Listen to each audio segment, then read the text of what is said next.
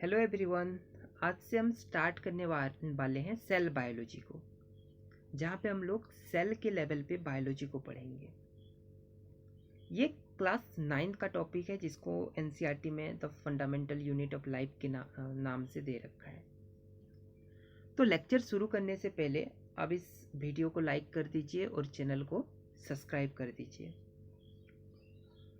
तो यहाँ पे हम लोग ना सबसे पहले सेल क्या होता है समझेंगे और उसके कुछ बेसिक हिस्ट्री को समझने वाले हैं। तो अगर तुमको कोई पूछे कि सेल क्या होता है तो बताना कि ये जो बेसिक यूनिट ऑफ लाइफ होता है, ये सेल क्या होता है, बेसिक यूनिट ऑफ लाइफ होता है। मतलब जैसे कि आप एक कुत्ता देख रहे हो, कुत्ता बहुत एक मैक्रोस्कोपिक प्रॉपर्टी है। तो कुत्ते को तुम तोड़ते गए तोड़ते गए तोड़ते गए तोड़ते गए और सबसे छोटा यूनिट क्या निकला, एक सेल निकला, जो बार बार एक दूसरे के साथ मिल के सेल और सेल, बहुत सारे सेल एक दूसरे के साथ मिल के उस कुत्ते को फॉर्म किए थे। इसका मतलब जैसे आप कुत्ते को तोड़ते जा रहे हो तोड़ते जा रहे हो तोड़ते जा रहे हो तो सबसे छोटा चीज़ जो मिल रहा है वो क्या मिल रहा है, एक सेल मिल रहा है। और वो सेल्स के जो गुच्छे हैं वो एक दूसरे के साथ इंटरेक्ट करके उस कुत्ते को फॉर्म कर रहे हैं, या उस बिल्ली को फॉर्म कर रहे हैं, जो भी है, या ह्यूमन को फॉर्म कर रहे हैं। इसका मतलब सेल क्या होते हैं, एक दूसरे के साथ मिलके एक पूरा बड़ा सा ऑर्गेनिज्म को फॉर्म करते हैं, है ना। अब सेल हमारे जो सिलेबस में मैंने जो पहले यहाँ पे लाइन लिखा है, cell is the structural and functional unit of life. तो सेल हमारा स्ट्रक्चरल और फंक्शनल यूनिट है। मतलब क्या कि सेल्स के वजह से ना जो आज हमारा स्ट्रक्चर है, जो हम जैसे भी दिख रहे हैं ना, वो सेल के वजह से दिख रहे हैं। हम आज जैसे भी दिख रहे हैं वो सेल के वजह से दिख रहे हैं, सेल के वजह से दिख रहे हैं। कैसे? सेल तुम्हारा जो स्किन है, स्किन जो है वो सेल से बना है। जो बोन्स हैं वो भी बोन के सेल से बने हैं। स्किन के सेल से बना है। आई के सेल से बना है। अपना जो ईयर है वो ईयर के सेल से बने हैं, है ना। जो माउथ है वो माउथ के सेल्स बनाए हैं। टोंग भी एक सेल्स है। इसका मतलब सारे जो भी चीज़ तुम देख पा रहे हो, जो भी चीज़ तुम देख पा रहे हो वो सेल से बना है। कोई भी लिविंग ऑर्गेनिज्म का जितने भी चीज़ तुम देख पा रहे हो वो सेल से बना है। तो सेल्स क्या बोन का फॉर्मेशन करते हैं? यस। सेल्स क्या नर्वस सिस्टम का फॉर्मेशन करते हैं? यस। सेल्स क्या मस्क्यूलर सिस्टम का भी फॉर्मेशन करते हैं? यस, है ना। और सेल क्या अपने ब्लड का भी फॉर्मेशन करते हैं? यस। तो हमारे जो बॉडी है उसमें जो 4 से 5 लीटर का ब्लड है या 5 से 6 लीटर का ब्लड है, वो भी क्या है, ब्लड के सेल्स ही तो है। तो ह्यूमन बॉडी में सारा चीज क्या है, सेल्स। हैंड्स क्या है, सेल से बने हुए। बोन्स सेल से बने हुए। मसल्स सेल से बने हुए। आई सेल से बना हुआ है ना। तो स्किन भी क्या है, सेल से बना हुआ है। ब्लड सेल से बना हुआ है। सब चीज क्या है, सेल से बने हुए हैं। इसका मतलब सेल इंपॉर्टेंट है। सेल इंपॉर्टेंट है। सेल वो चीज है जो हमें स्ट्रक्चर प्रोवाइड कर रहा है। बोन के थ्रू, मसल्स के थ्रू वो हमें क्या प्रोवाइड कर रहा है, स्ट्रक्चर प्रोवाइड कर रहा है। और दूसरी बात यह है कि जो सेकंड इम्पोर्टेंट फंक्शन है वो है सारा फंक्शन परफॉर्म करता है। सेल हमारा सारा फंक्शंस परफॉर्म करता है। जितना भी तुम फंक्शन देख रहे हो ना, हियरिंग एक फंक्शन है, वो सेल परफॉर्म कर रहे हैं। जो तुम्हारे दांत, जो टीथ चबा रहा है चीज़ों को, वो भी सेल्स ही तो है। हमारा टीथ भी क्या है, सेल है। इवन जो हम थिंक कर रहे हैं, सोच रहे हैं अभी बैठ के, वो भी कौन कर रहा है, सेल ही कर रहा है। तो जितने भी फंक्शंस है बॉडी के, और जितने भी फंक्शंस है बॉडी के, वो कौन करता है, सेल्फ परफॉर्म करता है। तो इसलिए बोला जाता है कि cell is the structural and functional unit of life. तो cell is the structural and functional unit of life. Okay. तो सबसे पहला पॉइंट क्या है, सेल क्या है, अगर कोई पूछे तो हमें बताना है कि सेल जो है वो स्ट्रक्चरल और फंक्शनल यूनिट ऑफ लाइफ होता है। Cell is the structural and functional unit of life. अगर सेल नहीं होता तो हम भी नहीं होते। सेल है, हम हैं। हम जो भी चीज कर रहे हैं वो किसके वजह से कर रहे हैं, सेल के वजह से कर रहे हैं। अब एक सबसे पहला पॉइंट हमको ये याद रखना है कि जो भी प्रॉपर्टी ऑर्गन के पास होता है वो टिश्यू के पास नहीं होता। जो भी कोई ऑर्गेनिज्म जो तुम सोच रहे हो ना, वो तुम्हारे टिश्यू नहीं सोचते, राइट। जो तुम कर रहे हो वो तुम्हारे ऑर्गन नहीं कर रहे हैं। जो तुम्हारे ऑर्गन कर रहे हैं वो उनके टिश्यू नहीं कर रहा है, जो तुम्हारे टिश्यू कर रहा है वो उनके सेल नहीं कर रहे हैं। क्या बोल रहा हूँ मैं? कुछ तो अजीब लग रहा होगा। हाँ, ये सही है। तुम अभी किसी के साथ फाइट कर रहे हो, तुम्हारा हार्ट तो नहीं बोल रहा कि फाइट कर, ये तो तुम खुद कर रहे हो ना। तुम खुद सोचे किसी से फाइट करते हैं, झगड़ा करते हैं, ये तुम्हारा प्रॉपर्टी है, तुम्हारे इंडिविजुअल टिश्यू का प्रॉपर्टी नहीं है कि वो सोचेगा कि चलो फाइट कर लेते हैं इसके साथ, है ना। जो तुम्हारा ऑर्गन कर रहे हैं वो उनके अंदर रहने वाले टिश्यू नहीं कर रहे हैं। हम बोले थे कि सेल से टिश्यू बनता है, टिश्यू से ऑर्गन बनता है, ऑर्गन से ऑर्गन सिस्टम बनता है, ऑर्गन सिस्टम से ऑर्गेनिज्म बनता है। तो जो भी प्रॉपर्टी ऑर्गेनिज्म का है वो इंडिविजुअल ऑर्गन का नहीं है। जो भी इंडिविजुअल ऑर्गन का प्रॉपर्टी है वो इंडिविजुअल टिश्यू का नहीं है। जो भी इंडिविजुअल टिश्यू का प्रॉपर्टी है वो इंडिविजुअल सेल का नहीं है। इसका मतलब क्या है यार? जो सेल का प्रॉपर्टी है वो टिश्यू, जो टिश्यू का प्रॉपर्टी है वो सेल में नहीं है, जो ऑर्गन का प्रॉपर्टी है वो टिश्यू में नहीं है। ये क्या चल रहा है? हाँ, सेल जब आपस में इंटरेक्ट कर रहे हैं टिश्यू बनाने के लिए तब एक नया प्रॉपर्टी क्रिएट हो रहा है। टिश्यू जब आपस में इंटरेक्ट कर रहे हैं ऑर्गन बनाने के लिए तब एक नया प्रॉपर्टी का जनरेशन हो रहा है। ऑर्गन जब आपस में इंटरेक्ट कर रहे हैं ऑर्गन सिस्टम बनाने के लिए तो एक नया प्रॉपर्टी का जनरेट हो रहा है। तो दुनिया में जितनी भी प्रॉपर्टी है, लिविंग ऑर्गेनिज्म की जितनी भी प्रॉपर्टी है वो इंटरेक्शन के वजह से आता है, इंटरेक्शन के वजह से आता है। So all new properties arises because of interaction. All new properties arises because of interaction. तो सबसे पहला पॉइंट क्या था? The property of organism not present in individual organ, the property of organ not present in individual tissue, the property of tissue not present in individual cell। तो और next point क्या है? ये सबसे इंपॉर्टेंट पॉइंट है, हमको ये highlight करके रखना है। All new properties are created because of interaction. अगर मैं तुमको थोड़ा इजी फॉर्म में समझाऊं तो तुम्हारा जो मोबाइल है, उसका जो प्लास्टिक है ना वो कोई फंक्शन नहीं करता है। वो जो तुम्हारा प्लास्टिक है वो कोई फंक्शन नहीं करता है। जो तुम्हारा डिस्प्ले जो फंक्शन कर रहा है वो उसका सर्किट नहीं करता है। जो सर्किट का फंक्शन है वो डिस्प्ले नहीं करता है। लेकिन जब सब मिल जाते हैं ना तुम्हारा मोबाइल चलता है ना। तुम्हारा मोबाइल तभी चलेगा जब सारी चीज़ एक साथ होंगे। डिस्प्ले नहीं होगा तो मोबाइल नहीं चल पाएगा ना, डिस्प्ले नहीं होगा तो मोबाइल नहीं चल पाएगा, है ना। और सर्किट नहीं होगा, मदरबोर्ड नहीं होगा, रैम नहीं होगा तो कैसे मोबाइल चलेगा? पबजी भी नहीं खेल सकते, राइट। तो इसका मतलब क्या है कि सब जब इंटरेक्ट करते हैं आपस में तभी एक नया प्रॉपर्टी का जनरेशन होता है। अगर कोई भी चीज़ मिसिंग हो गया तब तो गया, वो चीज़ गया। अगर रैम मिसिंग हो जाए तो मोबाइल नहीं चलने वाला, सर्किट मिसिंग हो जाए तो मोबाइल नहीं चलने वाला, डिस्प्ले मिसिंग हो जाए तो भी मोबाइल नहीं चलने वाला। इस तरह से सेल्स अगर मिसिंग हो जाए तो टिश्यू नहीं बनने वाला, टिश्यू मिसिंग हो जाए तो ऑर्गन नहीं बनने वाला, ऑर्गन मिसिंग हो जाए तो ऑर्गन सिस्टम नहीं बनने वाला, और ऑर्गन सिस्टम नहीं बना तो ऑर्गेनिज्म नहीं बनने वाला। इसका मतलब सब आपस में क्या कर रहे हैं? इंटरेक्ट कर रहे हैं। जैसे मोबाइल में सारे चीज़ एक साथ इंटरेक्ट करते हैं ना, ऐसे ही लिविंग ऑर्गेनिज्म में भी सारा चीज़ क्या करते हैं? एक दूसरे के साथ इंटरेक्ट करते हैं। तो हम एक बार याद कर लेंगे, सेल से क्या बनता है? टिश्यू बनता है, टिश्यू से क्या बनता है? ऑर्गन बनता है, ऑर्गन से क्या बनता है? ऑर्गन सिस्टम बनता है, और ऑर्गन सिस्टम से ऑर्गेनिज्म बनता है। अब थोड़ा सा हिस्ट्री को पढ़ते हैं सेल के। तो ये 1600 का वक्त था आसपास, 1600 के आसपास क्या हुआ था? एक साइंटिस्ट आए थे, कौन? Robert Hooke. रॉबर्ट हुक बोल के एक साइंटिस्ट आए थे, ओके। और रॉबर्ट हुक क्या कर रहे थे उस टाइम में? उनको एक माइक्रोस्कोप मिल गया था। उतना एडवांस माइक्रोस्कोप नहीं था लेकिन बंदा एक्साइटेड हो गया माइक्रोस्कोप देखते हुए। अच्छा, बोला माइक्रोस्कोप मिल गया, क्या करूं? चलो देखता हूँ क्या क्या दिखता है माइक्रोस्कोप में। तो वो चला गया देखने के लिए। तो उसको क्या दिखा कि यार कुछ घर जैसा कुछ दिख रहा है। वो प्लांट का सेल लेके देख रहा था, उसको दिखा कुछ घर जैसा दिख रहा है। प्लांट का सेल नहीं लिया था उसने, कॉर्क लिया था, है ना। कॉर्क जो प्लांट का एक पार्ट है, ओके।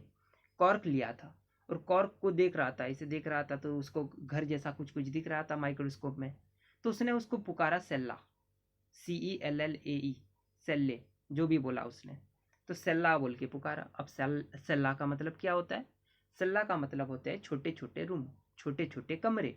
सेल्ला का मतलब क्या होता है? छोटे छोटे कमरे। इसका मतलब सेल का मतलब क्या होता है? छोटे छोटे कमरे। तो एक बड़े से घर के अंदर क्या होते हैं? छोटे छोटे कमरे। तो एक बड़े से घर से मेरा मतलब है ऑर्गेनिज्म, और छोटे छोटे कमरे मतलब सेल्स, है ना। तो सेल्स से लेके बड़ा सा ऑर्गेनिज्म बनता है ना, तो इसको मैं एक हाउस से रिलेट कर रहा हूँ। तो घर के छोटे छोटे कमरे होते हैं, तो उस तरह से उसने बोला कि ये तो छोटे छोटे कमरे हैं, इनको मैं सेल बोलता हूँ। तो रॉबर्ट हुक ने उनको क्या बोल के पुकारा था? सेला बोल के पुकारा था। तो रॉबर्ट हुक ने सबसे पहली बार सेल को डिस्कवर किया था, और वो उनको किस नाम से पुकारा था? सेला के नाम से पुकारा था। लेकिन वो एक्चुअली में क्या थे? वो एक्चुअली में सेल ही नहीं थे यार, उसको पता नहीं था कि वो सेल नहीं थे, वो एक्चुअली में सेल वॉल थे। वो एक्चुअली में क्या थे? Cell wall. तो रॉबर्ट हुक ने जिस चीज को देखा था वो एक्चुअली में सेल नहीं थे, उसको लगता था वो सेल है, बट वो एक्चुअली में बाद में पता चला कि वो सेल वॉल थे। ओके। तो इस तरह से अगर पूछा जाए कि सबसे पहली बार सेल को किसने देखा था? रॉबर्ट हुक ने। सबसे पहली बार सेल को किसने देखा था? तो रॉबर्ट हुक ने देखा था। और यहीं से एक ब्रांच ऑफ बायोलॉजी शुरू हो जाती है, उस चीज को हम लोग कहते हैं साइटोलॉजी। तो साइटोलॉजी का मतलब क्या होता है? Study of cell structure. Cell कैसा दिखता है उसकी स्टडी करो तो साइटोलॉजी बोलोगे। और सेल बायोलॉजी में हम लोग क्या पढ़ते हैं? सेल का स्ट्रक्चर तो पढ़ते हैं ही, साथ साथ सेल के फंक्शंस को भी पढ़ते हैं। सो सेल के स्ट्रक्चर को भी पढ़ेंगे और फंक्शंस को भी पढ़ेंगे। कहाँ पे? सेल बायोलॉजी में। और साइटोलॉजी में क्या पढ़ेंगे? सेल का अगर सिंपली स्ट्रक्चर पढ़ना है कि सेल कैसा दिखता है, प्लांट का सेल कैसा दिखता है, बैक्टीरिया का सेल कैसा दिखता है, ह्यूमन का सेल कैसा दिखता है, उसको साइटोलॉजी में पढ़ते हो। लेकिन सेल क्या करता है वो भी अगर ऐड कर दो तो तुम सेल बायोलॉजी पढ़ रहे हो। तो अभी हम क्या पढ़ रहे हैं? सेल बायोलॉजी पढ़ रहे हैं। साइटोलॉजी तो पुराना जमाने का प्रिमिटिव चीज़ है, पुराने जमाने का चीज़ है कि कैसा दिख रहा है। अब कैसा दिख रहा है वो तो पढ़ना ही है, साथ साथ क्या फंक्शन कर रहा है वो भी पढ़ना है। मतलब ह्यूमन के सेल कैसे फंक्शन कर रहे हैं, कितने टाइप के सेल हैं, कौन सा सेल क्या कर रहा है, वो सब हमें भी पढ़ना है इस चैप्टर में। आगे बढ़ते हैं। बाद में क्या होता है? रॉबर्ट हुक तो 1600 में कुछ किए थे। अब आता है 1800 का टाइम, है ना। 200 साल तक कुछ नहीं हुआ, बिल्कुल कुछ नहीं हुआ। रॉबर्ट हुक ने तो 1600 में कुछ कुछ दिया था, फिर 200 साल चला गया ऐसे ही। फिर आता है 1800, है ना। 1800 में क्या हुआ था? इलेक्ट्रॉन माइक्रोस्कोप आ गया। तो 200 साल तक बायोलॉजी में ऐसा ही चलता रहा, और फिर आ जाता है 1800 का टाइम। और 1800 में क्या होता है? हमारे पास इलेक्ट्रॉन माइक्रोस्कोप होता है। हमारे पास क्या होता है? इलेक्ट्रॉन माइक्रोस्कोप होता है। और ये एक बंदा था लीवेन हुक बोल के, एंटोनी वॉन लीवेन हुक बोल के उसके पास था। तो एंटोनी वॉन लीवेन हुक एक्साइटेड हो गया, मेरे पास तो अब अच्छा माइक्रोस्कोप है ना, इलेक्ट्रॉन माइक्रोस्कोप है, अब तो मैं बहुत अच्छे से सेल को देख सकता हूँ। तो वो गया और जो ड्रेन है ना, ड्रेन होते हैं, वो ड्रेन से क्या किया? पानी निकाला, गंदा पानी, और उसमें देखने लगा कि यार क्या क्या है। और इस ड्रेनेज के पानी में उसको ना कुछ कुछ छोटे छोटे बैक्टीरिया दिखे, है ना, छोटे छोटे बैक्टीरिया दिखे। तो इसलिए एंटोनी वॉन लीवेनहुक को, है ना, फादर ऑफ माइक्रोबायोलॉजी भी कहा जाता है। एंटोनी वॉन लीवेनहुक को फादर ऑफ माइक्रोबायोलॉजी, छोटे छोटे माइक्रोबायोलॉजी कहा जाता है। फादर ऑफ माइक्रोबायोलॉजी किसको कहा जाता है? एंटोनी वॉन लीवेनहुक को। क्योंकि उन्होंने बैक्टीरिया का डिस्कवरी किया था। ओके। एंटोनी वॉन लीवेनहुक ने बैक्टीरिया को डिस्कवर किया था। ये कुछ डेट्स हैं और कुछ कंट्रीब्यूशन है साइंटिस्ट के, जो आप चैप्टर के बाद में पढ़ लेना, क्योंकि अभी पढ़ोगे तो कन्फ्यूजन होगा। तो इसको जैसे ही चैप्टर खत्म हो जाए तो इसको रट लेना एक बार। नेक्स्ट हमारे पास कुछ टर्म्स हैं जो बायोलॉजी में हमेशा यूज होंगे, लाइफ टाइम यूज होंगे, हमेशा आज से लेकर के मरने तक यूज होंगे। वो टर्म्स क्या क्या हैं? सबसे पहला टर्म है यूनिसेल्यूलर। Okay, unicellular. दूसरा टर्म है मल्टीसेल्यूलर, ये क्या होता है समझेंगे। फिर क्या आता है? प्रोकैरियोटिक, ये एक टर्म है, बहुत ज़्यादा यूज होगा बायोलॉजी में। और एक टर्म है यूकैरियोटिक। सबको एक एक करके पढ़ना है हमें, सबको एक एक करके पढ़ना है हमें। ओके। तो सबसे पहला आता है यूनिसेल्यूलर का मतलब क्या होता है? Organism having only one cell. Organism having only one cells, जिनके पास सिर्फ एक ही सेल होता है, उनको हम लोग कहते हैं यूनिसेल्यूलर ऑर्गेनिज्म।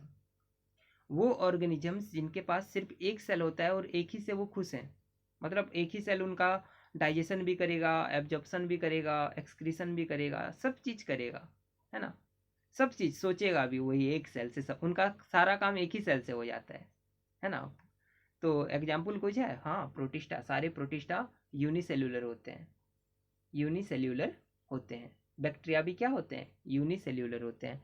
तुम्हारा कोरोना वायरस भी क्या है, वो एक्चुअली में सेल ही नहीं है। क्या बात कर दिया, बाद में बताऊंगा। Viruses are not true cells, okay, viruses are not true cells. ये बाद में हम सीखेंगे क्यों वायरसेस को हम सेल नहीं बोल रहे हैं, उसको हम बाद में सीखेंगे। ऑर्गेनिज्म जिनका सारा काम एक ही सेल से चल जाता है उसी को हम लोग कहते हैं यूनिसेल्यूलर ऑर्गेनिज्म। दूसरे आते हैं हमारे पास multi cellular organism. Organism having many cells which shows a special property. क्या special property, division of labour and perform different function. अब एक बात बताओ, तुम्हारे पास 100 लोग हैं और तुम्हारे पास 1 लोग है। 2 केस ले रहा हूँ, एक बार हमारे पास 100 लोग हैं और एक बार हमारे पास सिर्फ एक ही बंदा है और बहुत सारा काम है।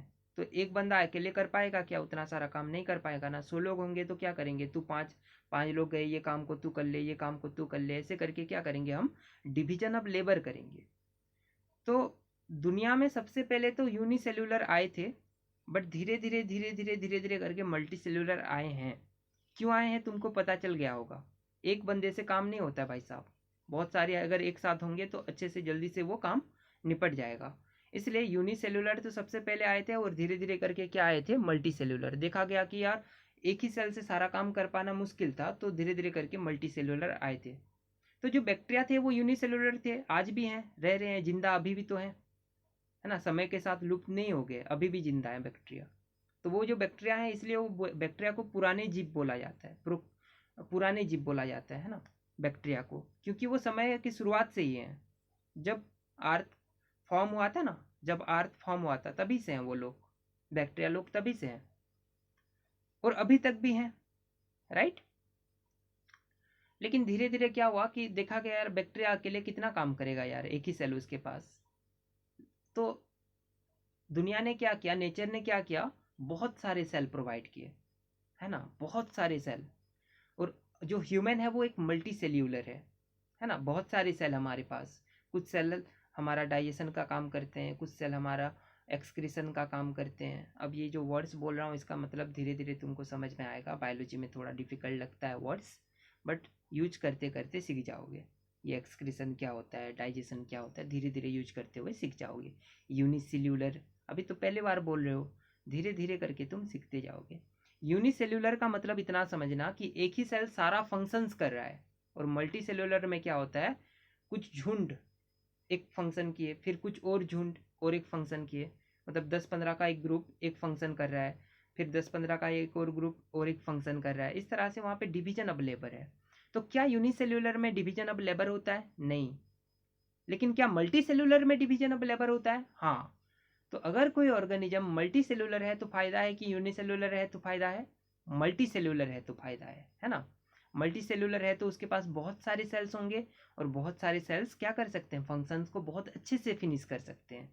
एक बंदे को बोलोगे 100 काम कर और 100 लोग को बोलोगे 100 काम कर, तो सही बात है ना। 100 लोग के बीच में क्या हो जाएगा, डिवीजन ऑफ लेबर हो जाएगा, एक बंदा 100 काम करके थक जाता है। नेक्स्ट आता है और 2 वर्ड्स, प्रोकैरियोटिक सेल और eukaryotic cells. Prokaryotic cells and eukaryotic cell, ये 2 सेल्स हैं जो हमें पढ़ने हैं। तो organisms having primitive types of nucleus, organism having primitive type of nucleus, अभी तो बोल रहा था जिनके पास पुराने जमाने का न्यूक्लियस है वो प्रोकैरियोटिक, और जो अभी नया जमाने का बंदे हैं, है ना, न्यू वर्ल्ड के बंदे हैं, उनको यूकैरियोटिक बोलते हैं। तो जो पुराने टाइम के बंदे हैं उनको प्रोकैरियोट कह देंगे, जो अभी के ज़माने के बंदे हैं उनको यूकैरियोट कह देंगे। तो प्रोकैरियोट का मतलब होता है उनका न्यूक्लियस जो है ना, पुराने जब अर्थ का फॉर्मेशन हुआ था तब जैसे न्यूक्लियस मिलते थे। अब न्यूक्लियस क्या होता है मैं सेल के साथ साथ समझाऊंगा, अभी तो थोड़ा थ्योरी पढ़ रहे हैं। ये सारे डिटेली हम बात करेंगे, न्यूक्लियस क्या है, सेल क्या होता है, सब डिटेली पढ़ेंगे आगे। पहले हिस्ट्री को पढ़ लेते हैं। ये 2 वर्ड्स बहुत ज़्यादा यूज होगा, प्रोकैरियोट। प्रोकैरियोट मतलब वो ऑर्गेनिज्म जिनके पास पुराने टाइप का न्यूक्लियस है, और यूकैरियोट का मतलब होता है वो ऑर्गेनिज्म जिनके पास न्यू टाइप का न्यूक्लियस है। पुराने टाइप के न्यूक्लियस में क्या होता था, न्यूक्लियर मेम्ब्रेन नहीं होता था। लेकिन न्यू टाइप के ऑर्गेनिज्म में क्या होता है, न्यूक्लियस बोल के एक चीज़ होता है जिसके पास न्यूक्लियर मेम्ब्रेन भी होता है। तो प्रोकैरियोटिक का मतलब होता है organism having primitive type of nucleus that is genetic material is naked, मतलब जेनेटिक मटेरियल को प्रोटेक्शन नहीं मिलता था एक मेम्ब्रेन के through, and not surrounded by nuclear membrane. तो organism having primitive type of nucleus that is genetic material is naked and not surrounded by nuclear membrane. और eukaryotic का मतलब होता है organism whose genetic material is surrounded by nuclear membrane. तो यार eukaryote और prokaryote में इतना फर्क है कि यार प्रोकैरियोट में ना न्यूक्लियर मेम्ब्रेन नहीं होता, और जो डीएनए आरएनए होते हैं ना ऐसे खुले घूमते रहते हैं साइटोप्लाज्म में। लेकिन यूकैरियोटिक में ना खुले घूमने की छूट नहीं होती डीएनए आरएनए को, वो प्रोटेक्टेड होते हैं एक कवर के थ्रू, एक कवरिंग होता है उनके चारों तरफ, है ना। प्रोकैरियोट में कवरिंग नहीं होता, यूकैरियोटिक में कवरिंग होता है। किनके चारों तरफ? डीएनए आरएनए या जेनेटिक मटेरियल के चारों तरफ, है ना। जेनेटिक मटेरियल क्या होते हैं? डीएनए या फिर आरएनए। डीएनए और आरएनए के चारों तरफ अगर एक प्रोटेक्टिव कवरिंग है तो उसको हम कहते हैं यूकैरियोटिक सेल, और डीएनए आरएनए के चारों तरफ अगर एक प्रोटेक्टिव कवरिंग नहीं है तो उनको बोलते हैं हम लोग प्रोकैरियोटिक सेल। तो इस तरह से हमने कुछ बेसिक टर्मिनोलॉजी को आज सीख लिया है, और धीरे धीरे करके हम सेल थ्योरी की तरफ बढ़ रहे हैं। ओके, तो नेक्स्ट क्लास में मिलते हैं। बाय।